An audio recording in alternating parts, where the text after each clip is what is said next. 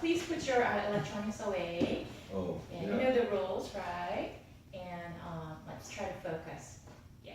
Yep. And yeah, for the sake of like the entire class, because if I get distracted, students get distracted and they, miss out on the things that they're supposed to learn. So, yeah. All right. So let's close our eyes. Okay. Start with a word of prayer. Heavenly Father, we thank you so much for this time.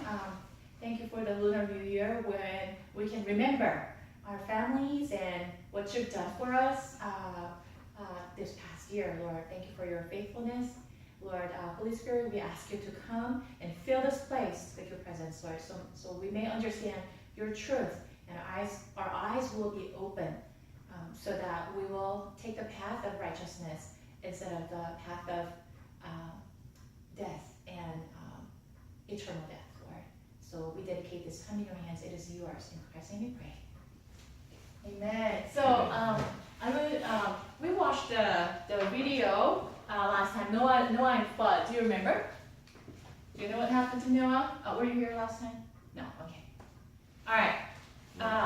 If you are not here, Noah. Yeah. you know Noah. Yeah. All right. Noah and flood. Chom, do you remember Noah? Noah? Noah. We talked about him last time. Noah and the flood. Do you remember the flood? Yeah. He built the ark. Yes.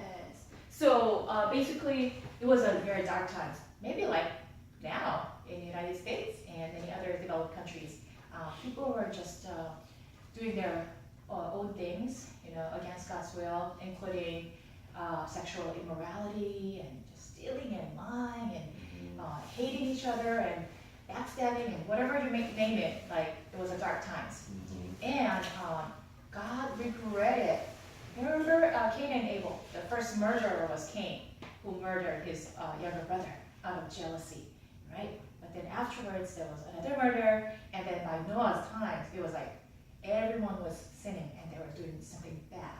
And it really broke God's heart. God is loving. He did not want to punish them, but God is the righteous judge. He has to punish sin.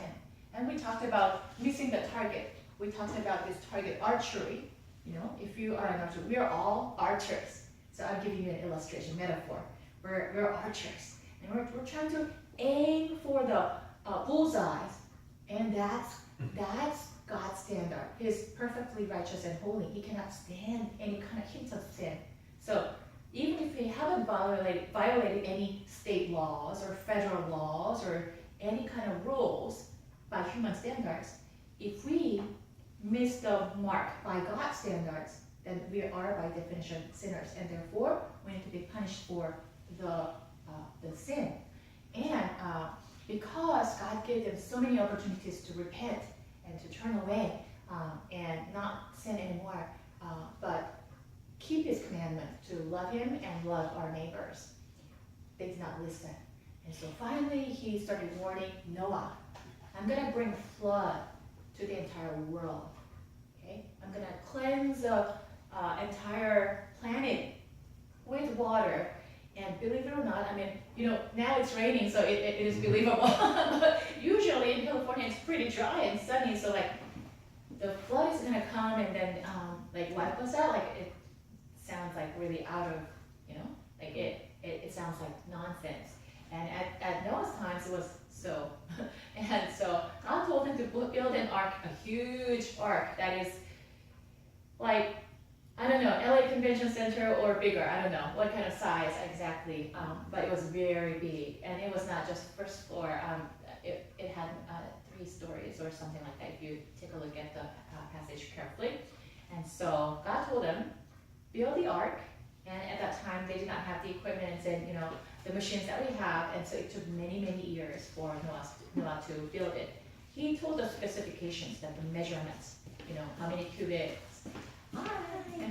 And he told him to use certain wood and certain material to plaster so that it will be waterproof, right? And then bring in all the animals, just all the animals by kind, and just 2 of them, male and female. And by the way, you and your children and their spouses will be saved. Go into the ark and be saved. By the way, in the meantime, we have to spread the word. if people tell you, are you crazy? Why are you building an ark? Why are you saying that there's going to be a flood? Why are you building it in like on dry ground? Are you out of your mind? Then you tell them, right? Because God told me that a great flood is going to come and it's going to wipe the entire planet, and therefore you need to turn away from your sin and come into this ark in order to be saved. But they did not listen, although they were told so many times. And finally, the flood happened. And so we watched the video before last session. The scientific research was done. And so maybe I can show you just a little bit of it, because I think I already watched half of it, but just to give you a hint of what it is like.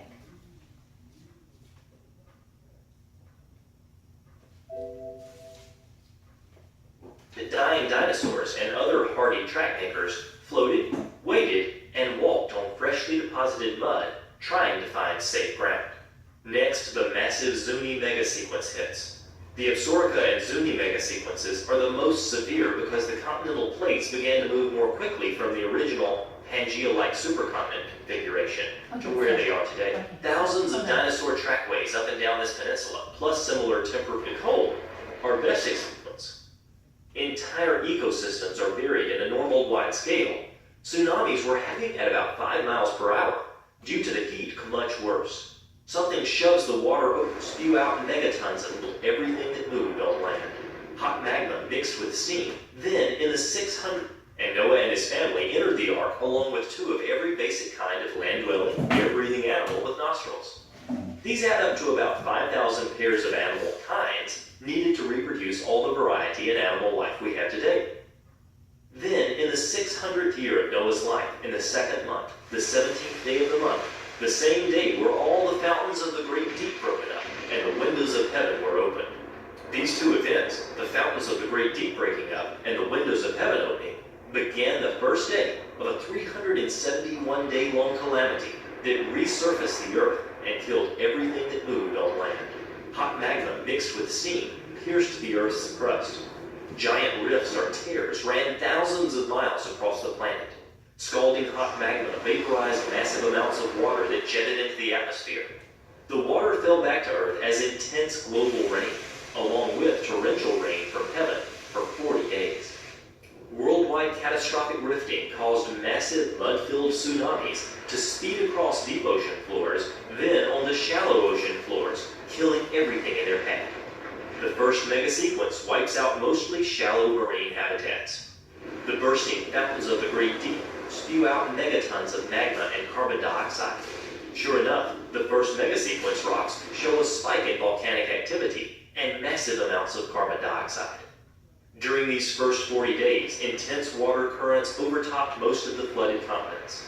Water-laden sediment travels at highway speeds. Thick sediment blankets start covering low regions of the continent. Fossils show that the first 3 megasequences buried the shallow seas that were filled with marine life, as these deposits have almost no trees or land animals. All 3 megasequences covered similar environments across North and South America and Africa, the 3 continents. Then by the 40th day of the flood, the Absorica megasequence began hitting. The maps show that this is when things got much worse. Something shoves the water over the tops of even the high lands from that ancient world. The newly forming ocean floor offshore is so hot that it starts very thick, pushing up the ocean waters from beneath. Sea level rises dramatically. Molten magma rises and fills the widening gaps, pushing the mid-ocean ridges wider. The hot ocean floor shoves against the continents, then slides beneath them, like giant conveyor belts, deep beneath the earth in some places. Rather than the conventional model that has the seafloor spreading slowly, this runaway subduction actually happened quickly, moving at about 5 miles per hour, due to the heat caused by the friction and pressure of the rapidly subducting plates. As the diving ocean plates subduct under the land, they push down the continental edges and then release them, creating tsunami cycles that blanket the continents. Just how tsunamis happen today, only more intense and frequent. For example, the most powerful earthquake ever recorded in Japan, and the 4th largest in history, was a magnitude 9.1 earthquake that occurred in 2011. This earthquake was caused by an undersea megathrust about 45 miles east of the Japanese coast. At the center, there was a 160-foot slip between the overriding plate that was part of Japan and the underlying Pacific plate. The sea bottom rose about 23 feet when the fault unlocked, and the resulting earthquake triggered a devastating tsunami that was 133 feet above sea level and traveled inland for 6 miles. The tsunamis occurring during the flood, however, were different, much different.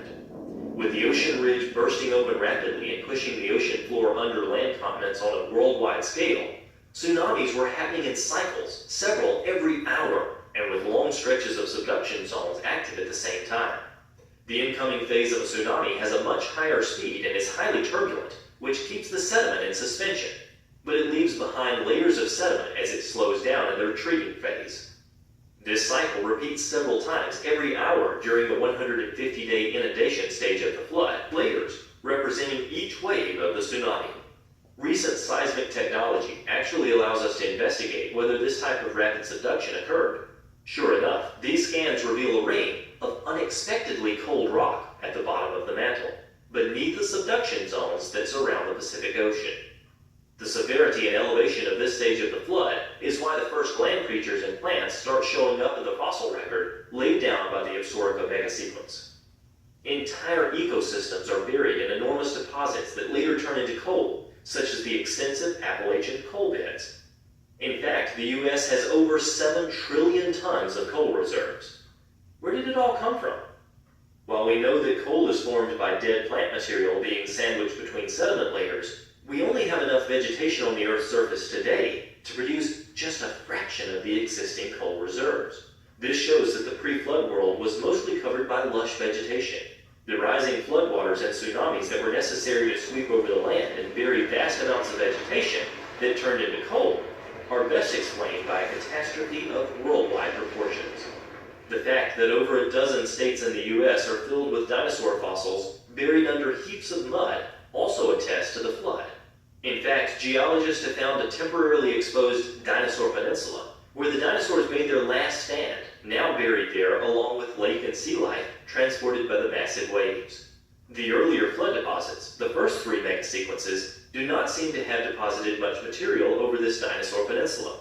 Only a few hundred yards of sediment remain along the margins, and in many places, no deposition is left at all. Deposits thousands of feet thick occur east and west of this temporarily exposed peninsula that extends from Minnesota to New Mexico. Now buried across it are pre-flood wetland plants and animals, including dinosaurs, turtles, frogs, fish, and many birds. Thousands of dinosaur trackways up and down this peninsula, plus similar temporarily exposed low areas on other continents, suggest that dying dinosaurs and other hardy track makers floated, waded, and walked on freshly deposited mud, trying to find safe ground. Next, the massive Zuni megasequencing. Okay, so that was part of it, right? So we watched that.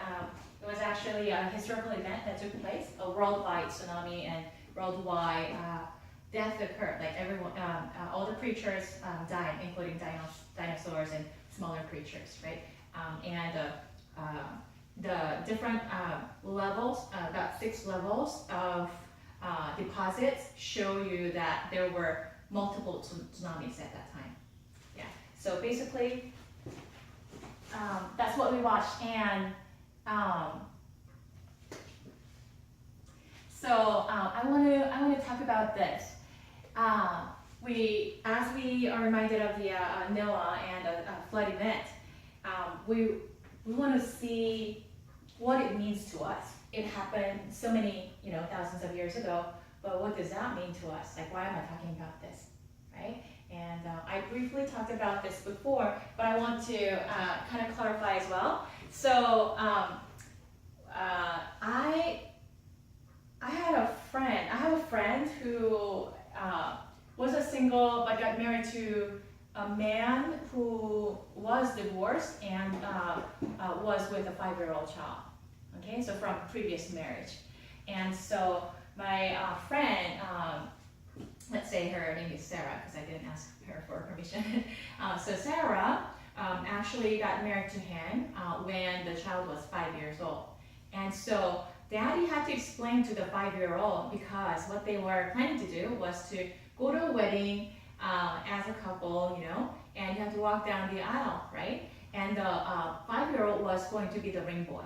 And so then dad had to explain the process, okay? So, marriage is about living together, mommy and daddy love each other, and by the way, this little child started to call her mommy, which is great.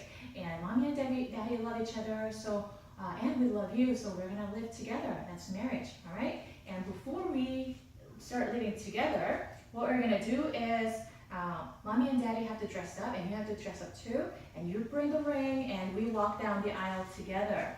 And then mommy and daddy kiss each other, and then that's the wedding ceremony is like, so we need you. So that's how he explained. Because he's a 5-year-old, he doesn't have a concept of what marriage is, right? And so maybe probably your niece doesn't have an understanding of what marriage is either yet, right? And so he had to explain in easy terms, And so the 5-year-old was like, oh, okay, I can do that, I'll be happy, So I went to her wedding, and it was gorgeous, just 2 loving people together, and they started to walk down the aisle together, stood before the pastor, who happened to be anyway, so they kissed each other, and then my friend, actually, after that, kissed the boy too, like on the cheek, you're my little son, that was the symbolism, right? And so they walked out together. And then a few months later, the 5-year-old, now, having so much fun time with stepmom, she was like, remember mommy, when we got married? The reason is because dad explained to him, marriage is about living together, loving people, 2 people who love each other, live together, and, you basically walk down the aisle together, kiss each other, and, that's how you prepare for marriage. And he walked down the aisle with mommy and daddy, and he was kissed, and so he thinks that he got married. And so that's basically what he was saying. And then his next question was, mommy, can grandma get married to us so that she can start living with us too? So that question became a little more complex to answer. And why did that happen? It's because the little boy had a limited understanding, right? And when he grows older, probably he will understand the complete picture. But you have to explain in the terms that little boy can understand.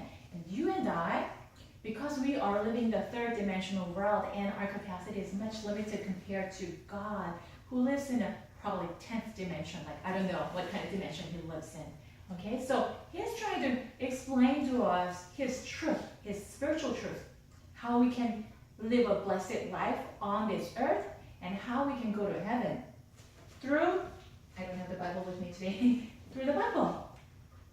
But he had to explain everything in human language so we can understand. All right, in the Old Testament, in Hebrew language, that does not change over thousands of years. The New Testament in Greek, at that time, Greek was the common language, like the universal language, just like English in the past. And so that the word will spread, okay? So that the word will be preserved and then it will be spread. So that was God's plan. So he tried to explain everything through the Bible to us. How to live a blessed life, how to enter into the promised land called heaven.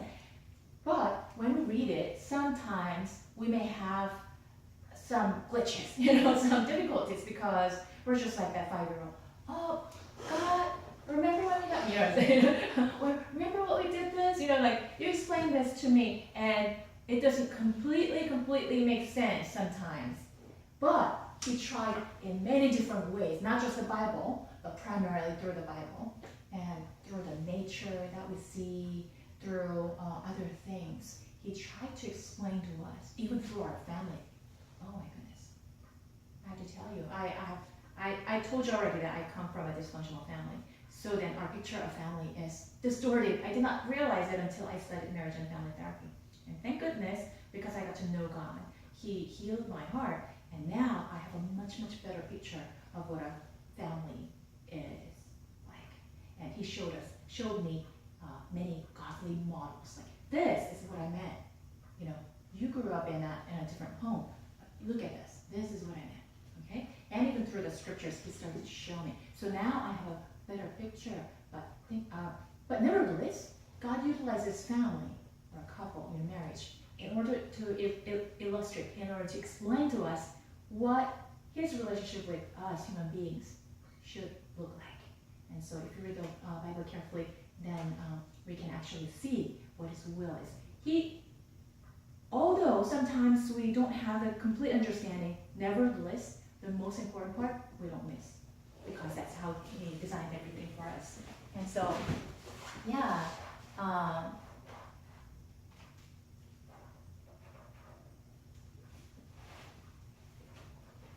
So basically, in summary, we took a look at the Noah story. Noah walked righteously before God, and this does not mean that he was perfect. There was no perfect human beings on the earth, right? And so Noah was not perfect. Sometimes he was drunk, and you have to read the Bible.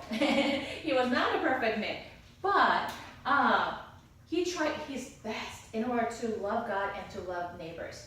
So that was the command that was given to human beings, and he really tried his best in order to live that out. And so that was considered, so God saw him as, wow, you're blameless, because your heart attitude is to really do what I want you to do, right? So God, by seeing that human beings' thoughts and doings were only wicked, and there were so many violences and wickedness and hatred, and so because they missed the mark so many times, when God gave them chances. Okay, if you really come into my presence, you will be able to live a righteous life. And although you may not be perfect, I see your heart attitude. But people's heart attitude was that they scoffed, they laughed at God and did not want to listen to him. So that's why the flood came.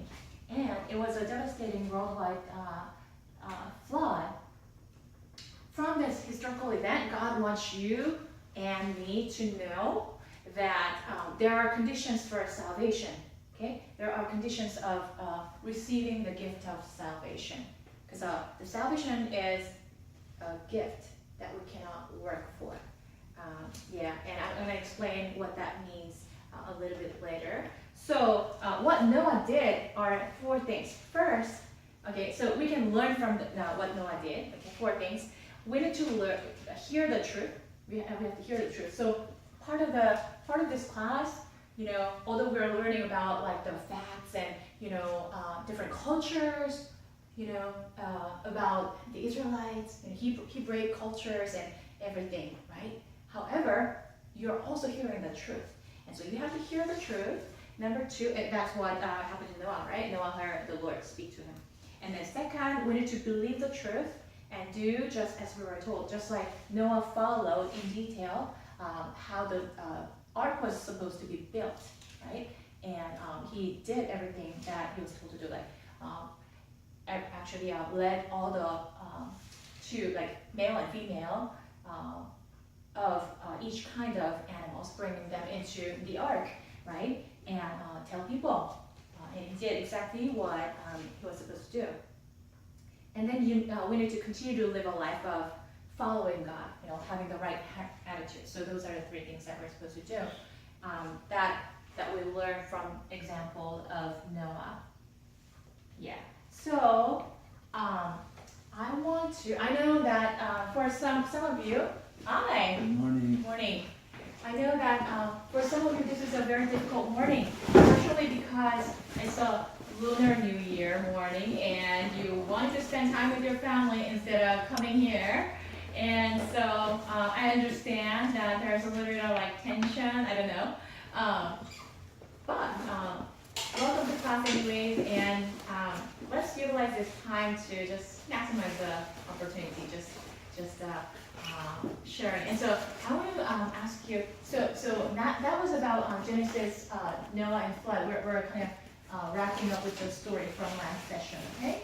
And then now, today we're moving on to Genesis 17, all right? So covenant between God and Abraham, and I'm going to give you an opportunity. Some of you have said that you want to improve your English, and you improve by talking with each other, right? Listening to me and reading some of the materials, but also you learn by talking with each other. So I'm going to give you an opportunity, all right?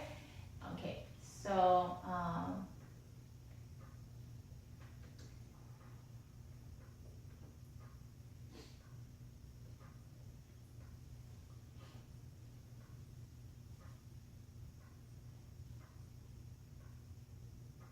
All right, so let's read 17, Genesis chapter 17, 1 through 10 first.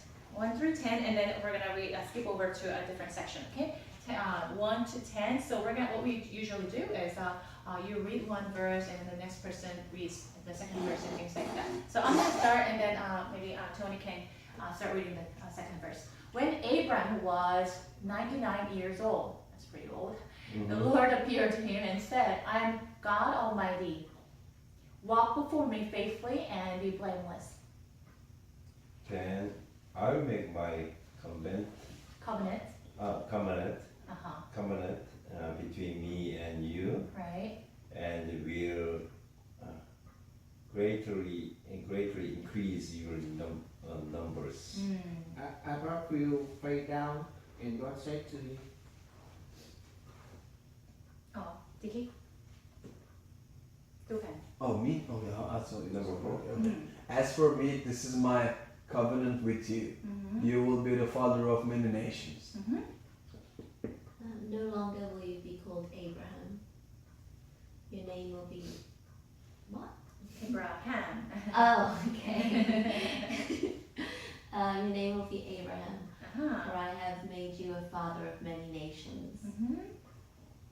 I will make you very fruitful. I will make nations of you, and the kings will come from you. 7. Yes. 我要与你并你世世代代的后裔坚立我的约，做永远的约，是要做你和你的后裔的神。 Tony? Oh, yeah, Tony, verse 8. Yeah, the whole land of Canaan. Canaan. Uh-huh. Where is there? Yeah, okay. The whole land of Canaan, where you now reside as a foreigner, I will give as an everlasting possession to you and your Descendants. descendants after you, and I will be their God, dear God. Yeah. Yes. Then God said to Abraham, "As for you, you must keep my covenant, you and your descendants after you for the generation to come." This is my covenant with you and your descendant after you, the covenant you are to keep. Every male among you shall be circumcised. Now, we're going to skip over to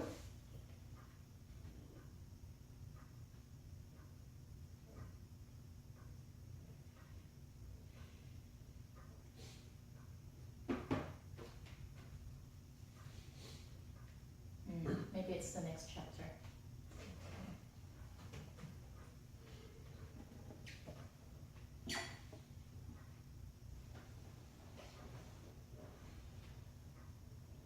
Oh, it's before that. Okay, so what happened is, because I don't want to waste time trying to flip over.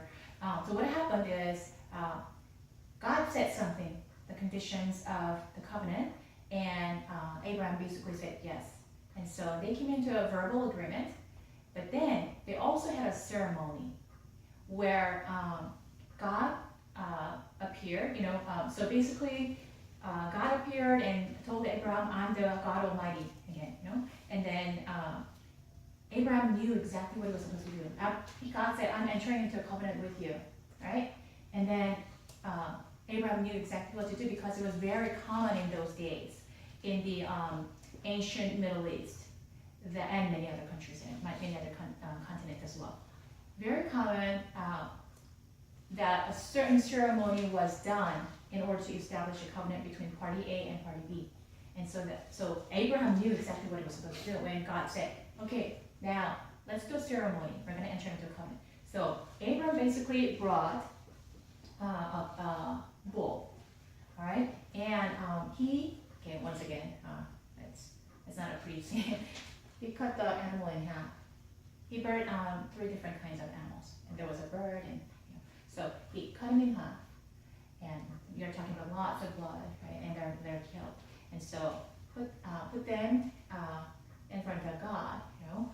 And then what happened is that God came as a consuming fire, and the fire went through the animal house in the number 8 form, like this, burning everything. So that way, that's how the covenant ceremony was done. And what that means is, I think I briefly talked about the animal sacrifices, you know, the priests used to perform, right? This is a different kind of covenant, like different kind of ceremony, because it does not have to do with anyone's sin. Like not because you want to wash away somebody's sin that the animal is killed, but it was a ceremony. So what it means is, according to the Middle Eastern culture of the times, party A and party B wanted to enter into a covenant. Say tribe A and tribe B want to enter into a covenant. Say tribe A is very good at farming. So whatever they do is, you know, they you know, the crops grow and the fruits and vegetables, they have a lot of food to eat. Tribe B, they have no brain thumbs. Like whatever they do, like they're not growing, they're not producing, but they're mighty warriors and they're very good at fighting the battles and taking over other people's land, and therefore they can protect their own tribe and, you know, expand territory-wise. And so tribe A, although they have lots of food, not having brain thumb, but they have one problem because they are not good at military warfares. So other tribes come and just take over the land, and they take away all the crops that they have planted. And so then they're like sick and tired of being attacked, okay? I'm giving you an illustration. Tribe B, they're very good at warfares, but they don't have brain thumbs. And so their food that they have taken away from other people, it doesn't last long because they can't plant anything, right? And so tribe A and tribe B was thinking, okay, what are we supposed to do in order to last long, you know, and prosper? And so then, oh, all right, you know what? Tribe B is very, very good at warfare. And tribe B is thinking, tribe A is very good at farming. Let's come into an agreement, you know, that come into a covenant that tribe A will provide food all the time, faithfully, okay, no matter what happens.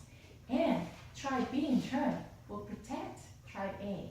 Whenever other people come to attack and to take away their possessions and crops, we'll protect you. So whenever you call our name, like tribe B, then we're gonna be there no matter what, okay? And so then what happened is they utilized the animal to, you know, cut it in half. And what does that mean is, because the blood is involved, right? So I commit myself to you, right? I commit myself to you with my life, is what it means. So if I ever break my covenant with you, then let this happen to me, is what it means. And so then there were covenant representatives, like the tribal chiefs, you know. So there are so many people, and they can't all come and, you know, do the same thing. So there are representatives. Tribe A, covenant head. Tribe B, covenant head. Behind them are all the people. And those two people representing each tribe and kills an animal, shed the blood, and then they walk around the animal in the form of 8. Okay, let this covenant be forever, generations after generations. So even my children will be faithful to your children, and, you know, they're just committing themselves forever. So that's how it was commonly done in the Middle Eastern countries and other areas as well. Now, because Abraham came from that region, he knew exactly what was supposed to be done if he were to enter into a covenant relationship with God. So when God said, okay, let's do a ceremony, he said, okay, bring out the animals, and he cut them in half. The Lord came in fire and walked around the animal in the shape of 8, and that they entered into a covenant. So what that means, all right, I want to ask you this question, give you a chance to practice your talking. All right, so get into groups of 3. I guess we have perfect number 3, and then discuss this. What is a covenant? Okay, there are many contracts today. Do you remember? No. I talked about this last quarter, but there are contracts today, right? So if you're doing business, you enter into contracts all the time. Oh, contract. People sign on the contract all the time. Rent agreement is a contract, Yeah. right? So if you pay this amount every month by a certain day, then I'll let you live there. There's a contract. It's an agreement. Or other times, businessmen, business party A, business party B, the two come into an agreement that this person sells something of this different, like a certain quality, of certain price, and certain value, and then this person will pay the price. And there are conditions, like if the product is damaged, you can return it within so many days, and so there are different conditions. And you enter into a contract by transactions. So there are contracts going on all the time in our daily living, right? But contracts, how often are broken? You know that? So many people just violate the contracts, and it's broken. And so we see today that contracts are not so like reliable. Unfortunately, it's so many times it's just broken, right? But in the old days, covenant was different. Yeah. If you violate it, then let this happen to me. Like, that's a serious commitment, right? So you would not enter into a covenant unless you really mean it, right? So that's the difference between contracts and covenants. Now, so get into the group of threes, and then discuss this. What is a covenant, right? And number two, have you seen a covenant or covenantal relationship in your own culture? Right? And what's an example? Talk about this. All right? And in that covenant relationship that you just talked about, what do you have to do in order to stay in that covenant, to keep that covenant? What breaks it? And what are the consequences of breaking it?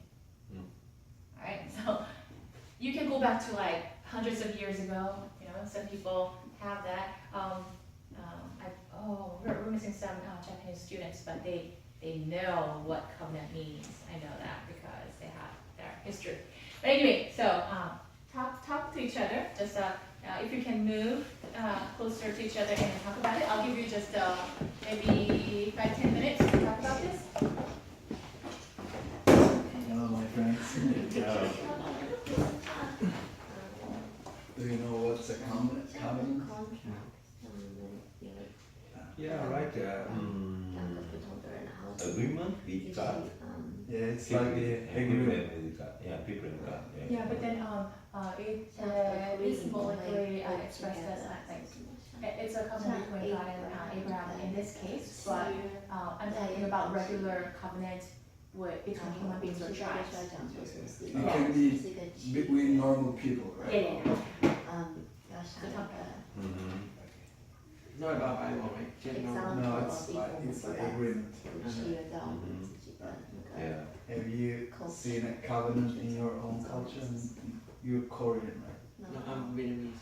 Vietnamese? Oh, okay. Oh, really? Yeah.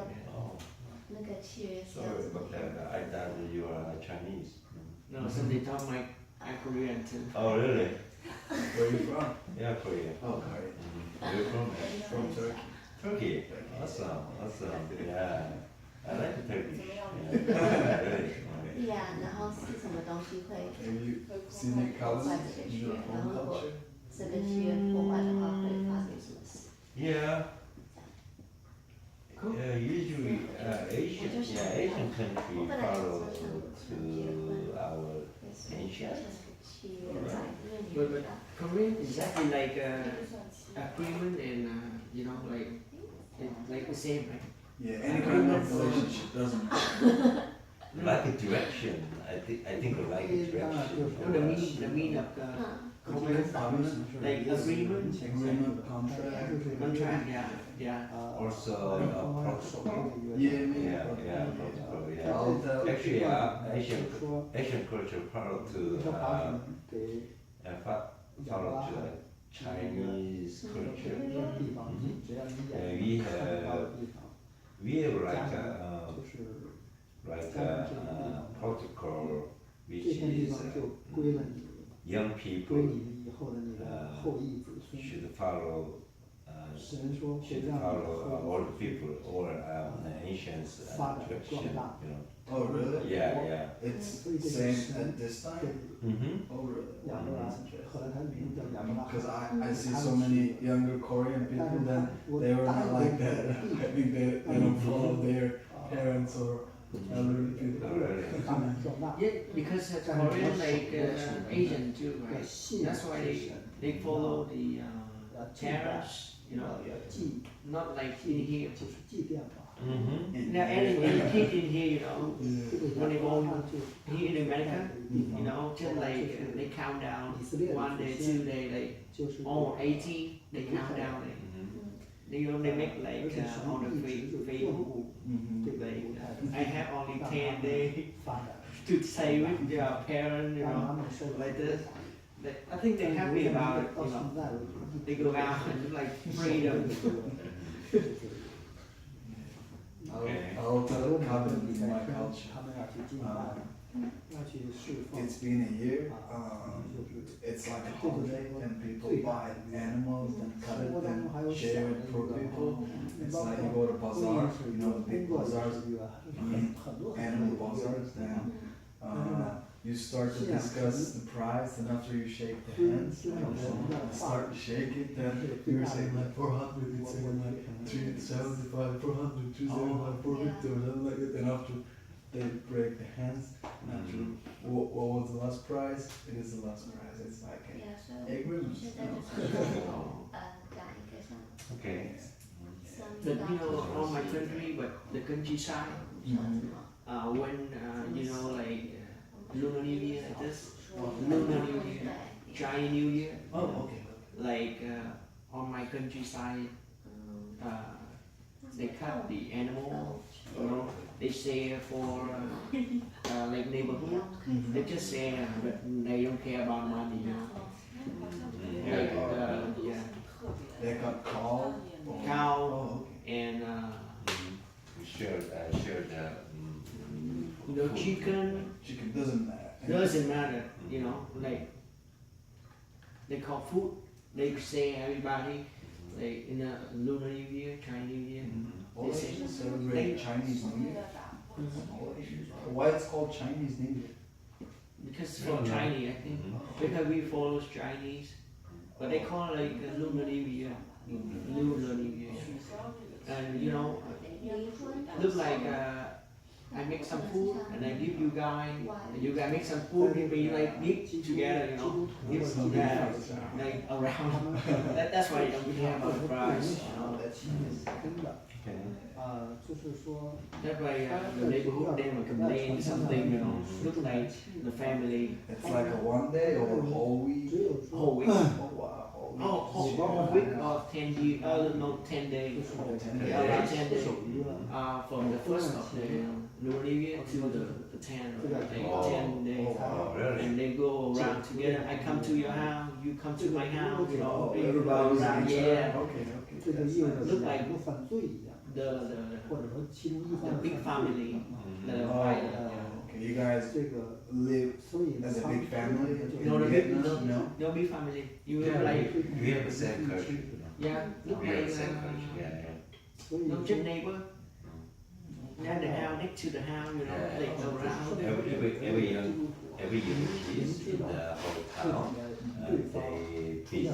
they visit 他们就 they visit 依 certain 然不 Grandparents. or- yeah, no, I mean they visit each 祷 house 告，求 to 神 greet 给他们挽救。 to say thank you or to greet to all people. Oh wow. 对 Yeah. 对啊， Yeah, they share the 一个 elderly 教 old 教会 people. 里边儿， Yeah, elderly 担任一定 they 职务 share their 比如 food 说 and 牧师啊、长老啊 sometimes giving 或者 money 执事，担任 or 这职务的， sometimes 在圣经里就有明确的 yeah, 规定。 usually money, yeah, money and food. 担任这 Yeah. 职务也有 Korean is actually like this. Yeah, and you know, Lunar New Year or Chinese New Year is actually like Christmas New Year. Oh really? It's exactly the same. 比如男的 Exactly the same. 只做一 Yeah, 个 almost. 女 They 人， almost the same because Christmas they make the 只 gift 做一个 and 女 they 人 put 这样 them around the tree. Yeah. 他们就是 Yeah. 说， And Lunar New Year or Chinese New Year they make them level up. 他就不 The 是 red level 符 up, 合这个 level up. What is 也 that? 不能再加。所以那个牧师啊， The red envelope, then you want money in here or? Oh, Envelope. envelope. Envelope. The Okay. red envelope. Yeah. If they want money or something, gift card or anything, and you write out something rich, and you put in there, and then you like decorate on the tree. Oh. And if you come to my house, you can pick one, whatever you want, and then you can open in here, and then you write in here, it's yeah. 甚至说要让神知道。 Yeah, exactly like Christmas. 所以呢，当时为什么有人在 And then they have like traditional tree, 什么，或者在 like flower, 草地草坪上， but here like Christmas 拿 tree, 神 like 给他们 like 什么 Christmas tree. 宣传。 But you put flowers. they have like flower. 面对神发誓一样要守这个约。 Okay. What do you have to do in order to keep that covenant? What do you have to do? 他也有，你比如说亚伯拉罕的后裔，他的后代子孙， Just we do voluntary 他一直也是他们是一个国嘛， But can you do covenant? because of the culture, right? 后来就不信 Just we do the 耶和华神。 voluntary. 他耶和华神他有一个要求，你要信 What 信 breaks 我唯一真神，他是世上唯一真神，不许既信他。 If one 对， side 比如说咱们说 breaks, 中国人这个信 it's 佛、 broken. 佛教，或者说还有那个伊斯兰人是一人一神。对对，他说你既信这个，又信 Influences 佛这个， are 然后呢， maybe 就 your 是亚伯拉罕 life, your head, your arm, whatever your 同 family's 时 life. 供奉了别的 Nowadays, bro, 偶 maybe you 像 go to jail. 为神，那么 If 神 you 就给 break 他 the 很大 covenant, 的那个 I don't know. 打击。 Nobody, yeah, nobody can 让 go 他 to 的 jail 让他的 because of the break the covenant. You know. Depends on. If you don't pay your credit, then you can go to jail. I mean, it's a covenant, right? You're taking money and 外国 signing the 侵 paper. 略又亲近， There's a covenant between bank and 被 you. 打败。 Yeah, like 这就 everything 说不 happens 信 for a 神的 reason. 时候，那种后 You 裔 know, it can. 确实 In 在 here, 这 do you 个 guys know if you don't pay your 人类 credit 历史 or 上也有多 something 次 like that, you go to jail or 比如说叙利亚，现在 In 叙利 here, 亚那会儿叫 no repent. 那 no, 个 you 叫 don't go to jail. 6.26 In my country, you can go to jail if you don't pay your 阿拉 credit. 伯国就过来入侵，就把它 No, they say just like they lay on the 国家 house 不存在了。 or, you know, If you have 几 nothing, 十年甚至 if you 上 have 百 nothing, 年， no, they come. I know some 他又有 people 他的 who 后 went 裔 to jail 他 because they have 又 nothing, then 发展起来了， they can't pay, they just stay 6 months in jail. And Oh, after really? miracle, it's, I mean, it's good because stay 6 months. It's not good if you have 就是说 a big amount 耶和 of 华说我把这个地方给你， from 让你 bank. 们发展 6 months is okay. 就要信 Like 信 you 我 got 就是要$100,000 in the bank and you couldn't pay, you're just gonna stay in the jail for 6 months and after you will finish. Oh, It's not okay. 所以那个国王是 Abraham You know, 的 if they sign an agreement for somebody like 他是这样的，这样 borrow 的 like 就是 money, 同样都是 earn the money, they have to touch like the people have the hair, no, have the hair, 可能是12 no, they no hair.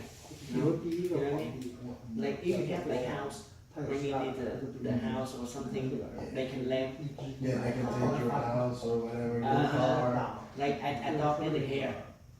Here.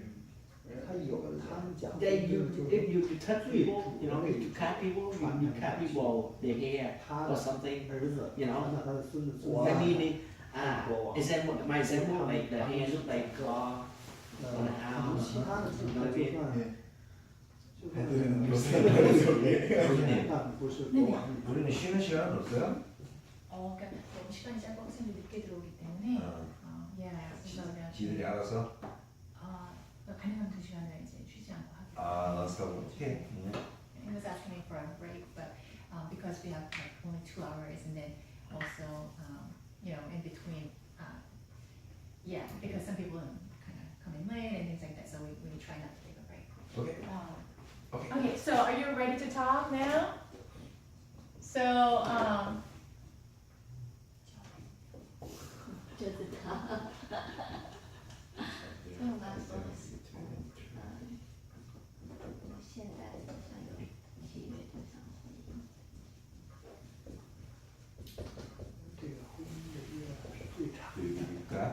最长的，大家知道。Are you? I'm not. Oh, You? actually, I did not. You did not, but Yeah. you start to believe. Mm-hmm.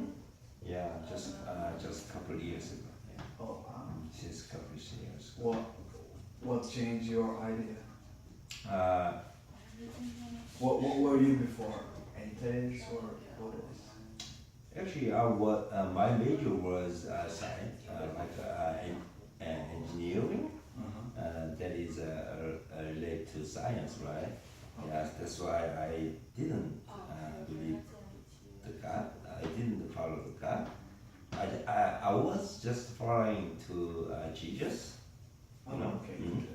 Even though I did not believe God. But some years ago, I thought I read a big article. I read a big article from the website. Yeah. He gave me big change. I think he broke my head. Yeah, he blew my mind. So Now you go to church, you pray, you practice, or you just believe. yeah. Also, I have a little different philosophy for the God. What is Yeah, that? yeah. With that, very difficult to explain that. Yeah, I'm not a professor. Yeah, you know. But you believe in Jesus. Yeah, I believe in God, and I follow to Jesus Christ. Yeah. Do you go to church? Mm-hmm. Oh wow, that's nice. All right, ready to talk? We need covenant representatives. The spokesperson from each tribe. Volunteer. It's our tribe. Yeah. All right, so who wants to go first? Yeah, you go ahead. Yeah. Mm-hmm. The So summarize like what you discussed because you came from different cultures. Mhm. Wonderful, right? What's a covenant? Mm-hmm. It is a kind of agreement. Agreement. And it takes at least 2 parties. Yeah, for sure, because otherwise it can't be. Yeah, you can agree one-sided. with yourself, You can right? agree with yourself. Yeah. Okay, so at least 2 parties. All right, awesome. Agreement, 2 parties. Have you seen a covenant in your own culture? You wanna go? I thought you were the spokesperson, no? Yeah, okay. Yeah, I saw. It was, I'm gonna explain my own culture as a covenant, but it's a kind of funny that in Turkey we celebrate a holiday.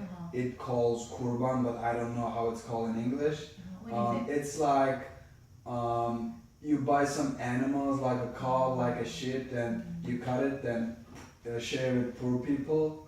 Then after you celebrate, you go with each other. Then before to cut an animal, you have to buy it. Then you go to animal bazaars. Then you agree with the sellers.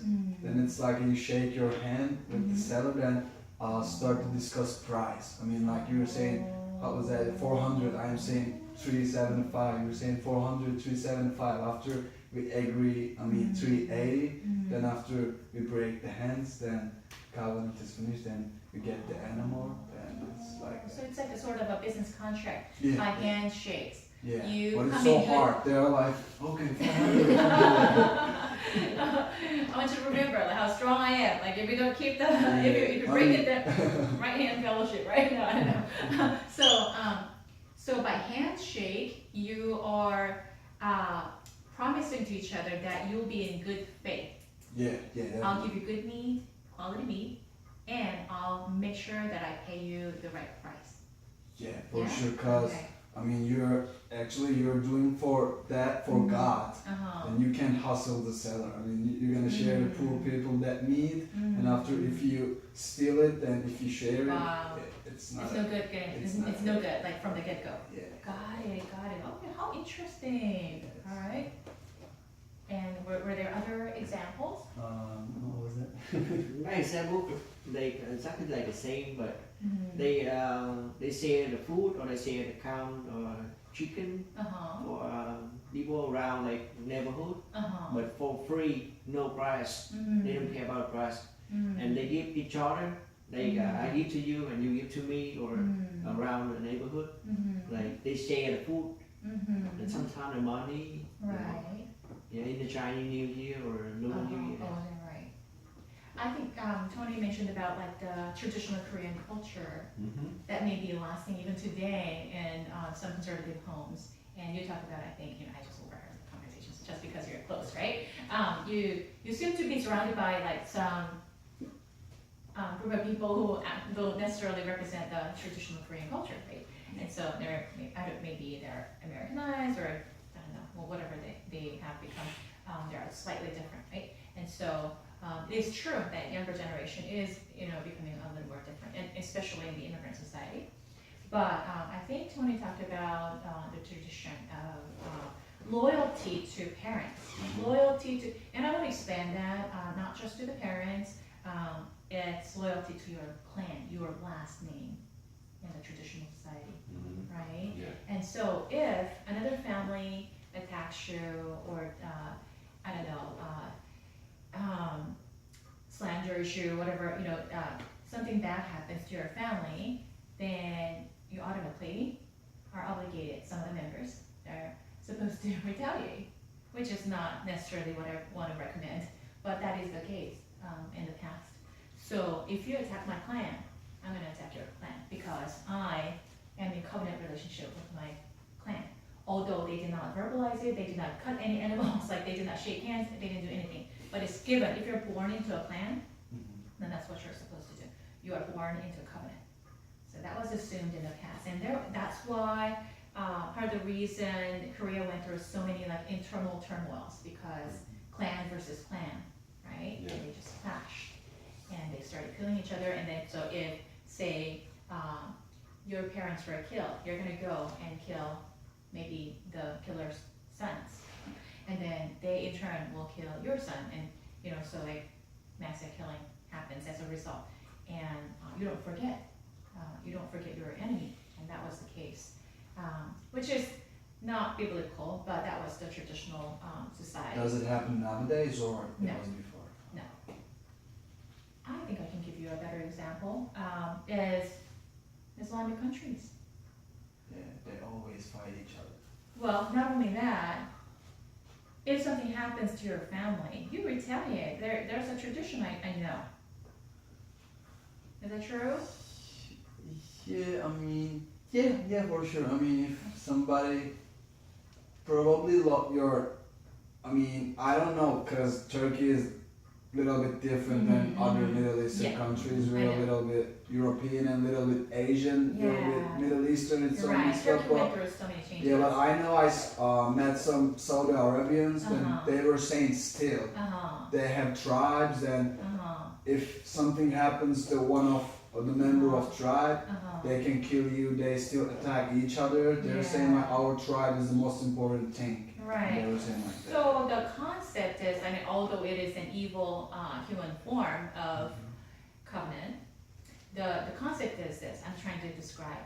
So covenant lasts for a long time.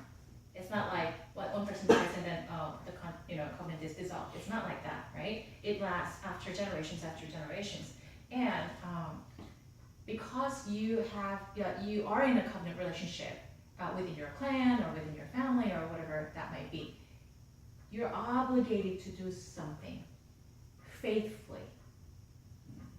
It does not matter how you feel about the situation as a person, because you are in a covenant relationship with the rest of the community, is the idea that I'm trying to, because it's not a perfect illustration, but I wanted to help you understand a little bit better about the covenant. That's why I asked you to come up with the culture examples. But yeah, wonderful. Anything else you want to say about the covenant? No. All right. How about China. yes, the beautiful and good-looking group. Okay, so who's the covenant representative? Well, we were talking about marriage as an example. I mean, it's not just It's the same. That you're in agreement that you would be faithful to each other, and the consequences are like divorce, and you have to share half of everything. Yeah. Right. Ah, thank you. I was going to talk about marriage because that's the closest that I can get from this modern society. Is that marriage? So I want to make a distinction. Contract and covenant are similar, but they are different. I just talked about I talked about the difference. Contract is so broken easily, and it can be renewed. Also, we can break a contract. Yeah. We can break a contract, yeah. Well, there are penalties, and over time you hurt your credit and credibility among. Sometimes people. to pay the penalty is better. But then we break it so easily, these days. I mean, not necessarily we break it, but it's broken so frequently. We don't take it seriously, right? And some other people assume that it's going to be broken. But covenant is not like that. And once again, covenant oftentimes takes serious consequences. If you break it, you're dead, right? Is the kind of seriousness. And then a covenant. So I wanted to talk about like the medieval times, right? So 5th century to how many centuries later, medieval era. There was a marriage, like in the European countries mostly. You've seen movies like King Arthur and everything, right? So there's one man and one woman. They love each other, they love each other, and they decide to marry. All right. So part of their ceremony was to put yourself right here, right? And man and woman, and they put you haven't seen it? No. Okay, so you watch some of the old movies then. Okay, so they're bleeding, and they put their wrists together, meaning now we're one, because your blood is my blood, and my blood is your blood, right? And therefore we are one, and so we cannot be separated. It was their the customs of the day. Yeah, and so it's always between one man and one woman. It's not one man with many girlfriends, that doesn't work. Or one girl with many boyfriends, it doesn't work that way. One person, one man, one girl, one woman, and then they are committing themselves to each other, in sickness or in health, rich or poor, whatever happens to you, even if you become disabled and can't use your body for the rest of your life, I'm committing myself to you. All right? And so, just they just bleed in the finger and they move in the water together. and then drink it. And drink. That's another case. So half and half. yeah, so they're all. Where did you get that? Yeah, exactly like your, leaf Yeah. but they do. They make like the white, Mm-hmm. and they put the blood Mm-hmm. all together, Mm-hmm. and they they bring like half and half. Right. Like become to like sister or brother, Mm-hmm. like best friend, Yeah. Lifetime brothers, like lifetime, like even if you're not biological brothers, like now you're becoming brothers, and it doesn't mean like today's brothers, sisters, we fight with each other, we're like, okay, get out of my house, and everything. But in the past it was not so, right? If you're brothers, like by blood, it's stronger than your biological brother, and so whatever happens to you, I'll go and protect you, and you do the same for me, and we will be faithful to each other. We were not born on the same day. Probably Chinese people know this better, because I know that throughout their history there have been brotherhoods made by a covenant, and we were not born on the same day, but we will die on the same day is the covenant. Sometimes it does not get kept, like you never know, because you cannot decide on your death date, but that's how much they're committed. And so, and actually you can see the covenant relationship, brotherhood in Bible as well. David and Jonathan, and maybe we can talk about it later. It's such a wonderful illustration of the covenant. Now, okay, so the covenant relationship between man and woman was by blood. My blood is yours, your blood is mine. My life is yours, and your life is mine. So, if somebody say, okay, this Lord, okay, in the middle of Iraq, the Lord gets married to a woman, all right? So another, like while the Lord is gone on a battle, right? That happens lots of times, right? And a different man comes to approach the woman, right? Okay, so unless you become mine, I'm gonna kill you. Sometimes that happens. You see in the movies too, in the stories. Then, because you made a covenant with your husband, so I will lay down my life. This man can kill me, right? By force. I'd rather die than become another person's partner. No way. Was what the women chose to do. Right? They sometimes were killed if they actually stood strong to their covenant. Right? Then what happens? Lord comes back, his wife is killed, more killing is going to happen. So what I want to illustrate is not so much about killing itself. That's how much you're committed. Like you commit yourself to the marriage with your wife.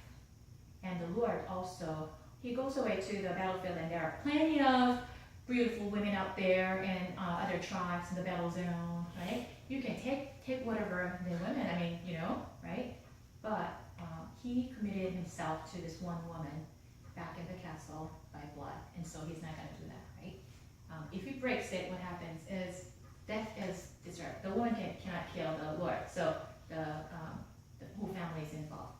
Okay, the woman's brother or father or somebody in the clan, somebody in the tribe will come in retaliate this Lord if he breaks the covenant of marriage. And so it was a serious business back then, and even today, if you have, so I want to ask you, single people, if you get married to dream lady, okay, your ideal person, would you like that person to walk down the aisle with you and say, I commit myself to you for the rest of my life, okay? Whether in health or sickness, rich or poor, whatever the circumstances, I will be your wife, okay? She said it.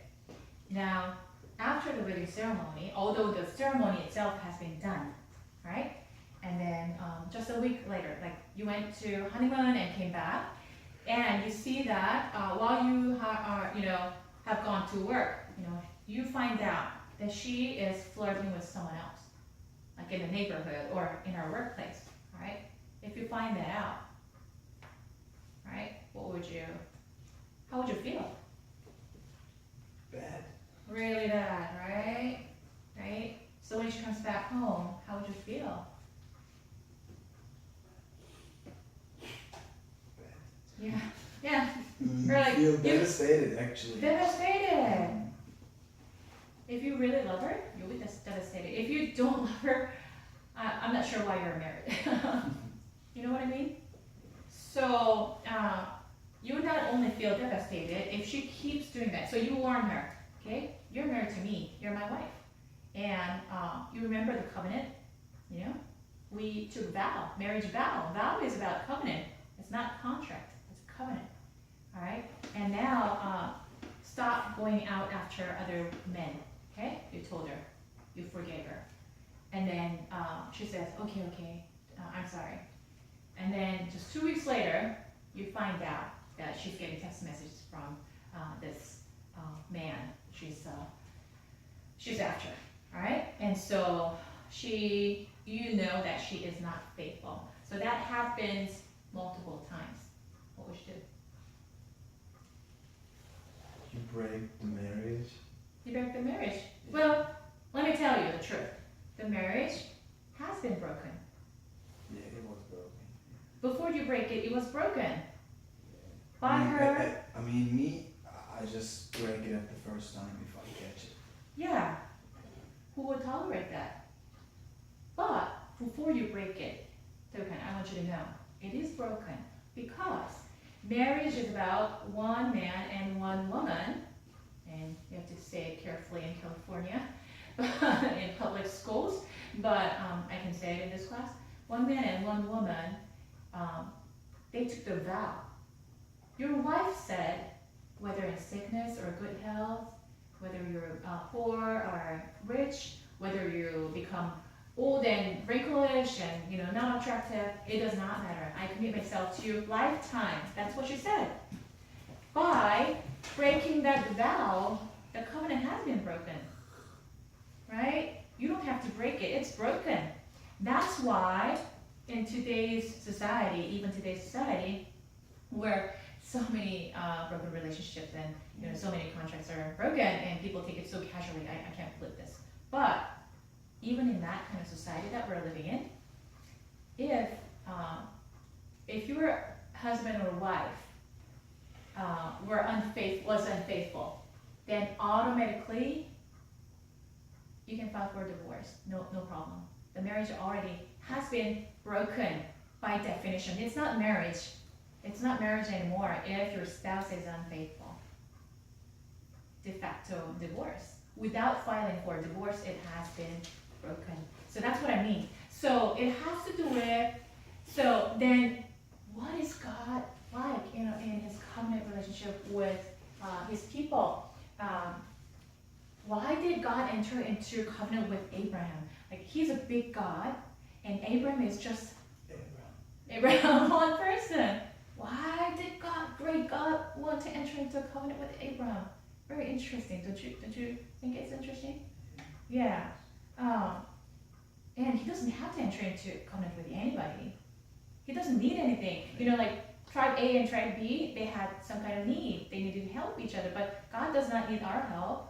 So why did he want to even enter into a covenant with us, with Abraham? Okay. So first of all, God entering into covenant with Abraham is represented, like it's a foreshadow. Like, do you know what the first covenant was? When God created Adam and Eve, he actually entered into a covenant with them. He said, don't eat that apple.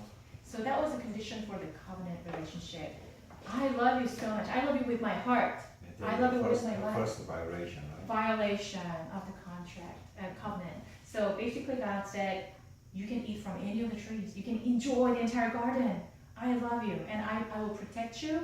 I will give you just about the right amount of rain and all the right atmosphere. I will protect you. I will bless you. I will make you fruitful, bearing many children, if only you don't eat from that tree. If you eat that, you're going to die. Okay? So Adam and Eve say, yes. So they entered into a covenant. Love relationship, the marriage relationship. All right? But then they broke it. They violated the covenant by Eve starting, to listening to Satan. And then Adam was there, not stopping her, but he took part of violation. And because Adam was the one who heard the word of God first, and Eve was not there when he first spoke to him. She just heard it through Adam, and so God held Adam responsible for breaking the covenant and not stopping her. Now, as a result of breaking the covenant, they died. Not physically, but spiritually they died. All right, and so they were casted out of the Garden of Eden. And by the way, God is love still. He wanted to save them. So he put on them a garment of animal skin. So first animal skin jacket ever in human history. In order to get the skin from an animal, you have to kill the animal. So first, killing of the animal happened. Animal sacrifice was done by God to help them wear something over them. Why? It was a symbolic of the fact that animal sacrifices will come in the future. By the way, directly after that, Cain and Abel sacrificed his firstborn. So it was already a beginning of animal sacrifices.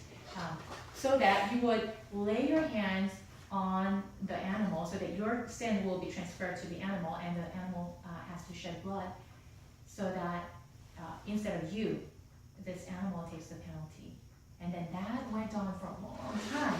And that is also a foreshadow of the Savior to come. the ultimate sacrifice for all humanity, to put all the penalty on himself to die on the cross. So that was symbolic of that. Now, I want us to briefly watch this because Ed eloquently kind of explains what a covenant is, but I don't agree with the entire thing, so I'm going to explain a little bit afterwards as well. So here, covenants. If you've been around Christians, you've probably heard of the idea of having a personal relationship with God, which could mean different things in the Bible, like having God as a friend, or your father, or maybe your teacher. But there's one particular way that the Bible talks about this relationship that you find all over. But strangely, we don't talk about it that much. And that's the idea of a partnership with God. A partnership like working alongside someone to accomplish a goal together. Right, and this is actually what you see at the beginning of the Bible. God creates this good world full of all of this potential. And then God appoints these unique creatures, humans, as his partners in bringing more and more goodness out of all that potential. But the humans don't want to partner with God. They rebel and try to create a world on their own terms. And so this broken partnership is the Bible's explanation for why we're stuck in a world of corruption and injustice and the tragedy of death. It's not like there's just one or two humans who have bailed on this relationship. In the story of the Bible, everyone has abandoned the partnership with God. So what God does is select a smaller group of people out of the many, and he makes a new partnership with them called a covenant. And in a covenant, God makes promises, and then in exchange asks his partner to fulfill certain commitments. And the purpose of all of this is to somehow use this covenant relationship to renew his partnership with everybody else. Now, there are actually 4 times in the Old Testament that we're told God initiates a covenant relationship with Noah, Abraham, the nation of Israel, and King David. And it's through these that God is forming a covenant family into which all people will eventually be invited. So let's see how these work. The first one is with Noah. So in this story, God has just brought the flood to cleanse the world of humanity's corruption. And Noah and his family are the only ones left. And so God makes a covenant with Noah, saying, listen, I know that humans will continue to be evil, but despite that, I'm not going to destroy it like this again. Instead, the earth will be this reliable place for us to work together. Great. So what does Noah have to do? Nothing. And that's what's so interesting about this first covenant, is that God is promising to be faithful, even though he knows humans won't be. The next time we see God make a covenant is with a man named Abraham. God chooses him, promises to bless him, give him a large family, lots of land where they can flourish. And in return, God asks Abraham to trust him and train up his family to do what is right and just. And the whole reason for this covenant is God says that somehow he's going to bring his blessing to all families of the world through this one family. So that's Abraham. The next time we see God make a covenant is when Abraham's family grows into the tribe of Israel. And this covenant is with the whole tribe. God asks them to obey a set of laws, which are these guidelines for living well as a community of God's partners. And if they do this, then God promises to bless them and that they will become a people who then represent him to the rest of humanity. That's the covenant with Israel. The last covenant is with King David. Yeah, the tribe of Israel has become this large nation ruled by David. And God asks David and his descendants, and that they will become a people who then represent him to the rest of humanity. That's the covenant with Israel. The last covenant is with King David. Yeah, the tribe of Israel has become this large nation ruled by David. And God asked David and his descendants to partner with him by leading Israel in obeying the laws and doing what is right and just. And God promises that one day, one of David's sons will come and extend God's kingdom of peace and blessing over all of the nations. So those are the 4 covenants that God makes in order to restore his partnership with the whole world. But here's what happens. Israel breaks the covenant. They worship other gods, they allow horrible injustice, and so they lose their land and are forced off into exile. So it seems hopeless. But during this time, Israel's prophets talked about a day when God would restore these covenants in spite of Israel's failure, somehow. Yeah, they called it the New Covenant. And this is actually what's so interesting about Jesus, is that he's introduced into this story as the one who fulfills all of these covenant relationships. We're told that he's from the family of Abraham, and so he will bring the blessings of that family to the whole world. We're told that he's the faithful Israelite who is able to truly obey the law. And we're he's the king from the line of David, and so he goes about extending God's kingdom of justice and peace to all. And that's really remarkable for one guy. Yeah, and what it highlights is perhaps the most surprising claim of all made about this man, that Jesus is no mere human, but rather God become human. And God did this in order to be that faithful covenant partner that we are all made to be, but have failed to be. And so through Jesus, God has opened up a way for anyone to be in a renewed partnership with him. So Jesus calls people to follow him and become part of this new covenant family. And despite their failures, Jesus is committed to making them into partners who are becoming more and more faithful. The story of the Bible ends with a vision of a fully renewed world, full of goodness and peace. And there's this renewed humanity there, partnering together with God to expand the goodness of his creation. And so the end of the Bible story is really a new beginning. Hey, this is Tim. And this is John. We think one of the best ways to Alright, understand so does it help you understand a little bit better? So like there have been covenants after covenants, with God. God extended his hands to people through different representatives, such as Adam and Eve, Noah, Abraham, with David, and so many other people. That was kind of representative. Like so these people who entered into covenant with God were representative of the all humanity. So that was symbolic. They were like the covenant head of one tribe called humanity, and God was representing himself, right? And God, put his hands out, saying, let's enter into a covenant, because that's how human beings were designed from the get-go, from the beginning. When he created Adam and Eve, they were already in the covenant relationship. But in order to make it clear to them, God laid out the conditions. Okay, we're in perfect love relationship right now, like perfect, faithful marriage relationship. I'll be faithful to you, and you be faithful to me as my people. By the way, just don't pick from that fruit, because it's more than just picking a fruit. It's violating me. It's going against me. So don't do it, because you're gonna die spiritually, eternally. And so they broke it by free will. Well, Satan came to deceive them, but they still had a choice of saying yes to him or no to him. They had the power to decline. But unfortunately, they gave in because they wanted to become like God by picking from that tree. Because that's what Satan said. You're not going to die. God is lying.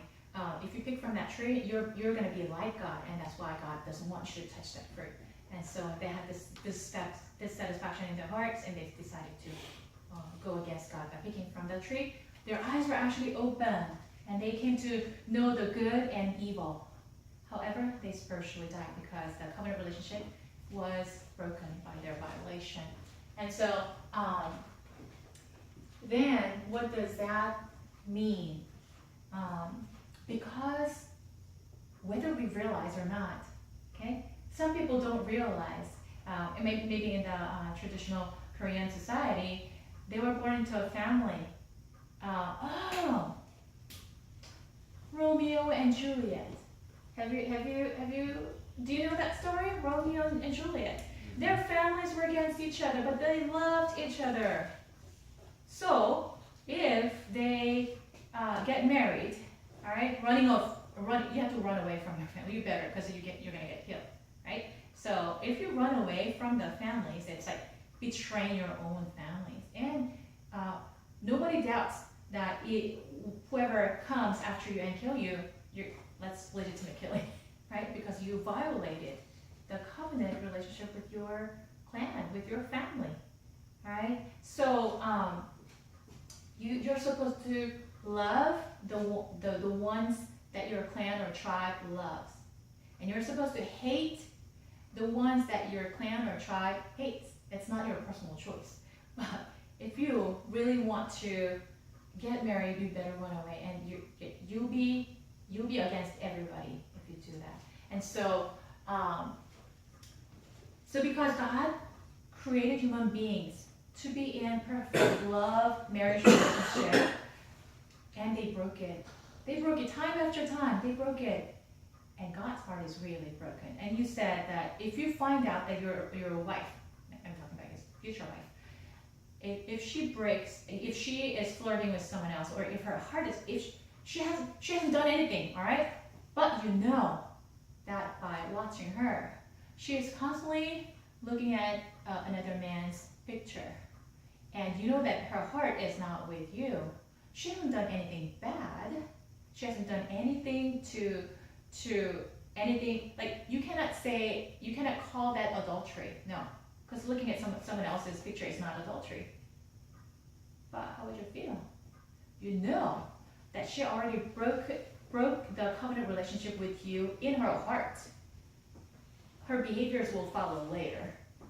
But right in that moment, her heart is not with you. So same with God's people. Even before we do anything, even before Adam and Eve did, before they picked from the tree, their heart was not with God. Their heart was not with God.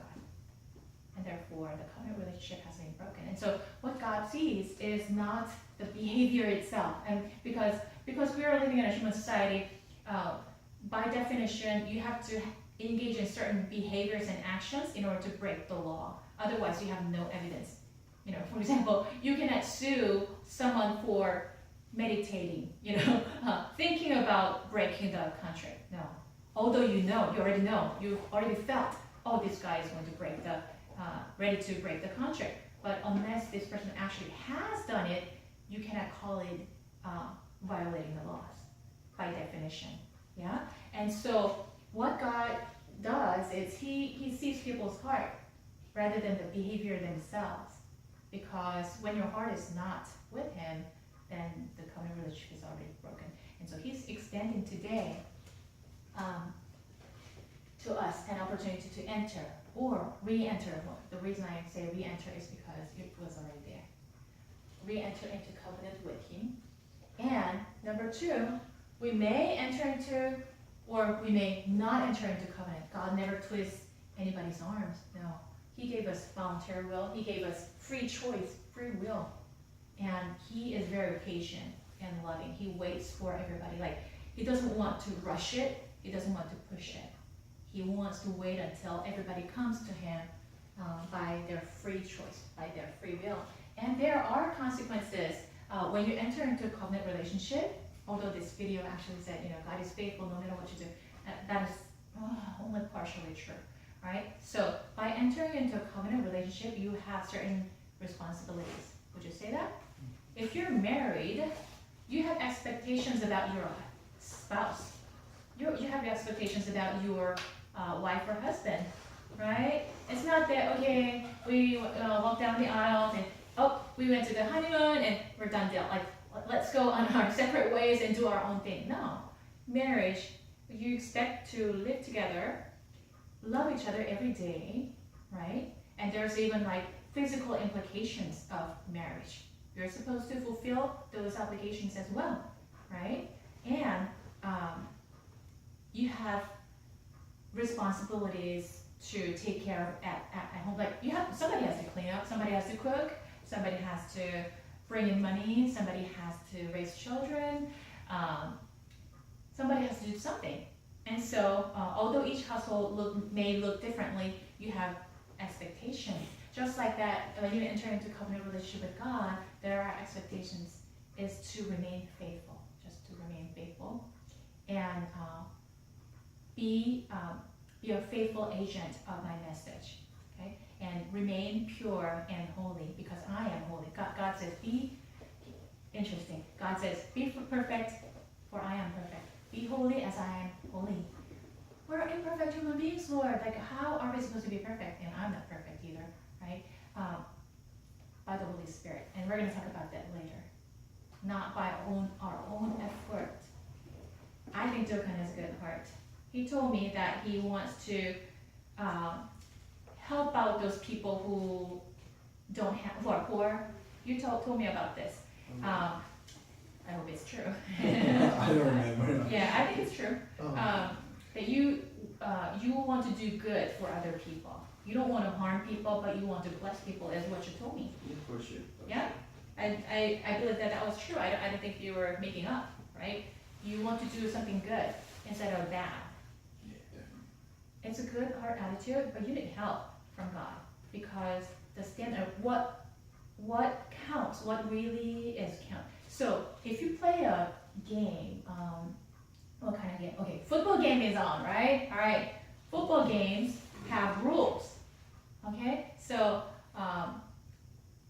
there are rules, and as a quarterback, and you block each other in certain ways, and if you do this, then you just you foul, or there are certain rules that by which you can do certain things and you cannot do certain things, and so you need to play by the rules of the game in order to score, in order to win the game.